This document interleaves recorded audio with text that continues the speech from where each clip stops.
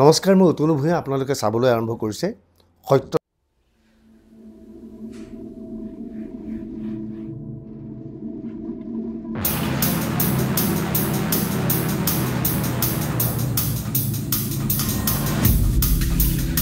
পোন্ধৰ আগষ্টৰ প্ৰসংগ উত্থাপন কৰিব বিচাৰিছোঁ। 15 আগষ্টত আলফাই ৰাজ্যৰ ভিন্ন প্ৰান্তত 25টা বোমা সংস্থাপন কৰিছে বুলি দাবী কৰা হৈছিল। আৰু ইতিমধ্যে আৰক্ষীয়ে দাবী কৰিছে সেয়া বোমা সদৃশ সামগ্ৰীহে, বোমা নহয়। এতিয়া সমগ্ৰ বিষয়টো কেন্দ্ৰ কৰি বিতৰ্কৰ সূচনা হৈছে। সমগ্ৰ বিষয়টো সংক্ৰান্তত আৰক্ষীয়েও স্পষ্টভাৱে বিতং তথ্য সদৰি কৰা নাই। এইখিনি সময়তেই আলফাৰ কমাণ্ডাৰ ইন চিফ পৰেশ বৰাই আজি সত্যৰ সৈতে ফোনযোগে যোগাযোগ কৰিছিল আৰু ফোনত পৰেশ বৰাই সমগ্ৰ ঘটনাৰ কিছু তথ্য সদৰি কৰিছে। অৱশ্যে পৰেশ বৰা যিহেতু নিষিদ্ধ ঘোষিত সংগঠন এটাৰ মুখ্য সেনাধ্যক্ষ, গতিকে পৰেশ বৰাৰ সকলো বক্তব্য সত্য বুলি আমি ক'ব নোৱাৰোঁ। পৰেশ বৰাৰ বক্তব্য সত্য বুলি আমি ক'ব বিচৰা নাই, কিন্তু পৰেশ বৰাই আমাক যিবোৰ তথ্য সদৰি কৰিছে সেইবোৰ তথ্য দৰ্শকৰ জ্ঞাতাৰ্থে অৱগত কৰিব ওলাইছোঁ। ইতিমধ্যে কোৱা হৈছিল যে পৰেশ বৰাই আচলতে বোমা সংস্থাপন কৰিছিলে, বোমা সদৃশ সামগ্ৰী সংস্থাপন কৰিছিল। আমি ইয়াৰ পূৰ্বে কৈছিলোঁ যে বোমাই হওক, বোমা সদৃশ সামগ্ৰীয়ে হওক, এনেধৰণে ৰাজ্যৰ ভিন্ন প্ৰান্তত সংস্থাপন কৰিব পৰাটোৰে প্ৰমাণ কৰিছে যে আলফাৰ নেটৱৰ্ক এতিয়াও যথেষ্ট শক্তিশালী ৰূপত আছে। পৰেশ বৰাই আজি আমাক কি জনাইছে? পৰেশ বৰাই দাবী কৰিছে যিবোৰ স্থানত বোমা সংস্থাপন কৰা হৈছিল বুলি কোৱা হৈছিল সেয়া প্ৰকৃততে বোমাই আছিল। সেয়া বোমা সদৃশ সামগ্ৰী নাছিল, কিন্তু বোমা আছিল। কিন্তু সেই বোমাবোৰ বিস্ফোৰিত নহ'ল। পৰেশ বৰাই লগতে দাবী কৰে বোমা বিস্ফোৰণ কৰাটো তেওঁলোকৰ উদ্দেশ্য আছিল, অৰ্থাৎ তেওঁলোকে বিস্ফোৰণৰ উদ্দেশ্য লৈছিল। কিন্তু ইয়াৰ বাবে জনতাক তেওঁ আগতীয়াভাৱে সুখীয়নি দিছিল বা জনতাক আগতীয়াভাৱে জনাইছিল। ইয়াৰ বাবে ইমেইল যোগে পৰেশ বৰুৱাই লাইভত আহি জনসাধাৰণক স্বাধীনতা দিৱসৰ কাৰ্যসূচী বৰ্জন কৰিবলৈ আহ্বান জনাইছিল, ঘৰৰ পৰা নোলাবলৈ আহ্বান জনাইছিল। পৰেশ বৰুৱাৰ মতে বোমা বিস্ফোৰণ সংঘটিত হ'লে যাতে কোনো লোক হতাহত নহয় তাৰ বাবে আগতীয়াভাৱে তেওঁলোকে সকীয়াই দিছিল।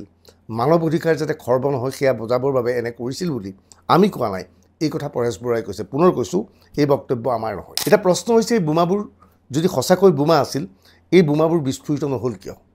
এতিয়া আলফাৰ ফালৰ পৰা এই ক্ষেত্ৰত কাৰিকৰী বিষয়েও আমাক অৱগত কৰিছে। পৰেশ বৰুৱাই দাবী কৰা মতে প্ৰতিটো বোমাত 12 ভল্টৰ বেটাৰী সংযোজন কৰা হৈছিল। ইয়াৰ লগত যি চাৰ্কিট আছিল, চাৰ্কিটৰ লগত বেটাৰী সংযোজন কৰা হৈছিল আৰু টাইমিং দিয়া হৈছিল 15 আগষ্টৰ পুৱা 8 বজাৰ পৰা 9:30 বজাৰ ভিতৰত ৰাজ্যৰ ভিন্ন প্ৰান্তত বিস্ফোৰণ সংঘটিত কৰাটো তেওঁৰ উদ্দেশ্য আছিল। সকলো পৰিকল্পনা ঠিকে আছিল, কিন্তু যিবোৰ বেটাৰী সংস্থাপন কৰিছিল সেই বেটাৰীবোৰে কাৰিকৰী বিজুতি ঘটিলে। সেয়া হৈছে পৰেশ বৰুৱাৰ ভাষ্য, আমাৰ ভাষ্য নহয়। অসম আৰক্ষীয়ে এই বিষয়ে আমাক স্পষ্টভাৱে যিহেতু জনোৱা নাই, অসম আৰক্ষীৰ সম্পূৰ্ণ বক্তব্য আমি আপোনালোকক জনাব পৰা নাই। অসম আৰক্ষীয়ে মাত্ৰ কৈছে বোমা সদৃশ সামগ্ৰী। পৰেশ বৰুৱাই দাবী কৰে এই বোমাবোৰ 10 দিনৰ পৰা 12 দিনৰ পূৰ্বে ৰাজ্যৰ বিভিন্ন প্ৰান্তত আলফা কেডাৰে সংস্থাপন কৰিছিল। বোমাবোৰৰ লগত 12 ভল্টৰ একোটা বেটাৰী আছিল। সাধাৰণতে কোৱা হয় সময় যোৱাৰ লগে লগে বেটাৰীৰ যি ভল্টেজ, সেই ভল্ট হ্ৰাস পায় আৰু এটা সময়ত এই ভল্ট 7 ভল্টলৈ বা 8 ভল্টলৈ ওচৰা-ওচৰি আহে।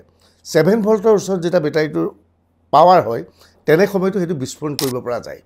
কিন্তু এই বেটাৰীবোৰ দুৰ্বল আছিল আৰু বেটাৰীবোৰ বিস্ফোৰণৰ দিনা বেটাৰীৰ ভল্টেজ 2.3লৈ হ্ৰাস পাইছিল, অৰ্থাৎ 12 ভল্টৰ বেটাৰীটো 2.3লৈ হ্ৰাস পাইছিল, যাৰ বাবে বিস্ফোৰণ সংঘটিত নহ'ল। এতিয়া আলফাই কেনেকৈ গম পাইছিল যে এই বিস্ফোৰণ সংঘটিত নহয়? পৰেশ বৰুৱাক এই প্ৰশ্ন আমি সোধোতে তেওঁ কৈছিল ৰাজ্যৰ বিভিন্ন প্ৰান্তত বোমা সংস্থাপন কৰাৰ লগতে তেওঁলোকৰ এটা দামী বোমা তেওঁলোকৰ লগত ৰাখিছিল আৰু 15 আগষ্টৰ পুৱা নিয়ম অনুসৰি পুৱা 8 বজাৰ পৰা 8:30 বজাৰ ভিতৰত সেই বোমাটো বিস্ফোৰণ হ'ব লাগিছিল, কিন্তু বিস্ফোৰণ নহ'ল। লগে লগে গম পালে বেটাৰীৰ ভল্ট হ্ৰাস পোৱাৰ কাৰণে সেই বিস্ফোৰণ সংঘটিত নহ'ল। লগে লগে তেওঁলোক নিশ্চিত হৈছিল বেটাৰীৰ বিজুতিৰ বাবে ৰাজ্যজুৰি তেওঁলোকে যি বোমা সংস্থাপন কৰিছিল সেই বোমা বিস্ফোৰিত নহ'ব। সেয়েহে জনতাক সকীয়াই দিছিল বা অসম আৰক্ষীক অৱগত কৰি তেওঁলোকে এটা মেইল কৰি ক'ত ক'ত বোমা আছিল সেই বিষয়ে অৱগত কৰিছিল। এয়া হৈছে পৰেশ বৰুৱাৰ ভাষ্য। অসম আৰক্ষীয়ে ইতিমধ্যে অস্বীকাৰ কৰিছে। অসম আৰক্ষীয়ে বাৰে বাৰে দাবী কৰিছে আলফাই যিয়ে নকওক কিয় এয়া সঁচা বোমা নহয়, এয়া বোমা সদৃশ সামগ্ৰী।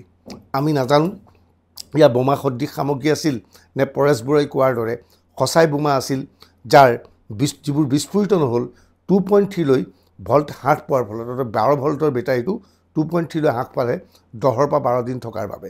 আৰু এইবোৰ পেঞ্চিল টচৰ বেটাৰী আছিল বুলিও পৰেশ বৰুৱাৰ ফালৰ পৰা দাবী কৰা হৈছে। যি কি নহওক, এইবোৰ তথ্য আমি জনতাক সদৰি কৰিলোঁ। আমি ইয়াৰ দ্বাৰা আলফাৰ কোনো জয় জয়কাৰ ক'ব বিচৰা নাই, আলফা জিন্দাবাদ বা আলফাৰ সমৰ্থন ক'ব বিচৰা নাই। মাত্ৰ ৰাজ্যজুৰি যিহেতু এই বিষয়টোক কেন্দ্ৰ কৰি ব্যাপক বিতৰ্কৰ সৃষ্টি হৈছিল, চাঞ্চল্যৰ সৃষ্টি হৈছিল, প্ৰকৃততে কি হৈছিল, প্ৰকৃততে বিস্ফোৰণ কিয় নহ'ল, পৰেশ বৰুৱাৰ ভাষ্য আমি আপোনালোকক অৱগত কৰিলোঁ। আমি পুনৰ কৈছোঁ, আমি নাজানো পৰেশ বৰুৱাৰ ভাষ্য কিমান সত্য। অসম আৰক্ষীয়ে নিশ্চিত কৰিব পাৰিব যে সংস্থাপিত বোমাৰ সৈতে থকা বেটাৰীবোৰৰ দুৰ্বল হোৱাৰ বাবেই বিস্ফোৰণ হ'ল নে নাই। আশা কৰোঁ অসম আৰক্ষীয়ে পৰৱৰ্তী সময়ত এই সংক্ৰান্তত স্পষ্টীকৰণ আগবঢ়াব। আমাৰ এই বক্তব্য সংক্ৰান্তত, এই অধ্যায়টোৰ সংক্ৰান্তত আপোনাৰ কিবা মন্তব্য থাকিলে কমেণ্ট ছেকশ্যনত আপুনি মন্তব্য আগবঢ়াব পাৰিব। ধন্যবাদ।